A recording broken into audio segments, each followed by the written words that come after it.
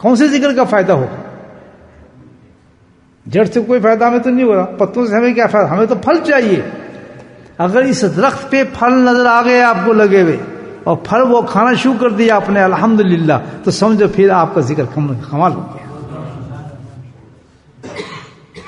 وہی ذکر اس درخت کی طرح بہترین ذکر ہوگا جو آپ کو پھل کھلائے، جس پہ پھل لگے ہوں فرسٹ کلاس.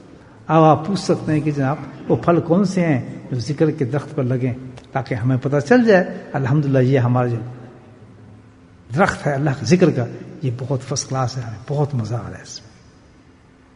تو وہ کیا پھل ہے؟ تو کون سا پھل ہے جو اس میں لگتا ہے، اس درخت پہ لگتا ہے اللہ کے ذکر کا، جس سے اس کی قدر و قیمت ہے اللہ کے نزدیک وہی مقبول ہے، وہی درخت جنت میں جائے گا، اسی پہ ہمیں سب انعام ہے. پھل ہوگا تو کام بنے گا نا. تو کون سے پھل ہے؟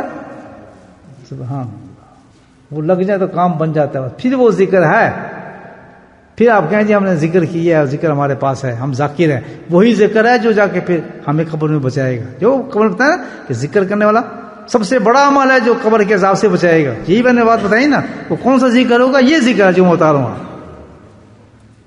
پھر وہی ہوگا. اگر پھل نہیں ہے تو اس درخت کی طرح جس طرح کاٹ دیتے ہیں نا درخت کو بھی، لکڑی میں جلا دو تو وہ ذکر تو پھر بیکار جائے گا، اس کو کوئی فائدہ نہیں ہوگا، کچھ فائدہ نہیں ہوگا. اگر اس پہ پھل نہ ہوئے، پھل ہوئے تو وہ ہمیں عذاب قبر سے بچائے گا. یہ سن لو. اور ہم ذکر کرتے ہیں، اب ذرا ہم سوچ بھی لیں کہ وہ پھل لگے ہیں ہمارے درخت پہ یا نہیں لگے.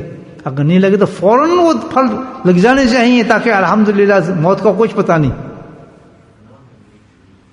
کرتے ہیں وعدہ اپنے سے، پھل بتاؤں تو انشاءاللہ آج سے سوچنا شروع کریں گے پھل کے بارے میں. سنیں اس پھل کے بارے میں جو بتایا گیا وہ کون سے پھل ہیں؟ شریعت اور سنت کے پھل ہیں. شریعت پر چل پڑا، اللہ نبی نے سنتوں پہ چل پڑا تو سمجھو اس درخت پہ پھل لگنا شروع ہو گئے ہیں. تو جو شخص شریعت اور سنت پہ چلے گا تو وہ عذاب قبر اس پہ کیا کرے گا اس کے لیے الحمدللہ.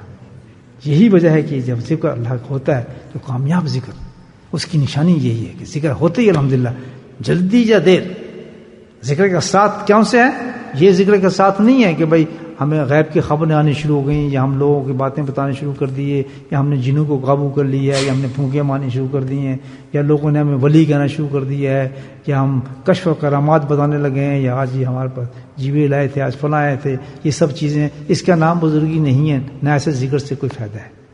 ذکر وہ ہے الحمدللہ کہ کچھ بھی نہ ہو، کسی قسم کی کرامت بھی نہ ہو، کوئی حساب کتاب نہ ہو، لیکن کبھی اس کی نماز ضائع نہ ہو،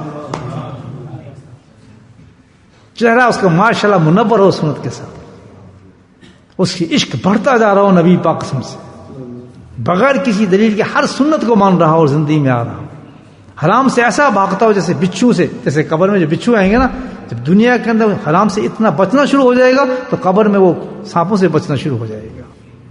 اللہ کے احکامات شریع میں جو انسان کو دیے گئے ہیں اس مکمل پابندی کر رہا ہو. جس قدر پابند شریعت اور سنت ہوگا، جس قدر نبی پاک نے سنت پہ اس کا عمل ہوگا زندگی کے اندر، سمجھو کہ اس کا ذکر جو ہے کامیاب ترین ذکر ہے.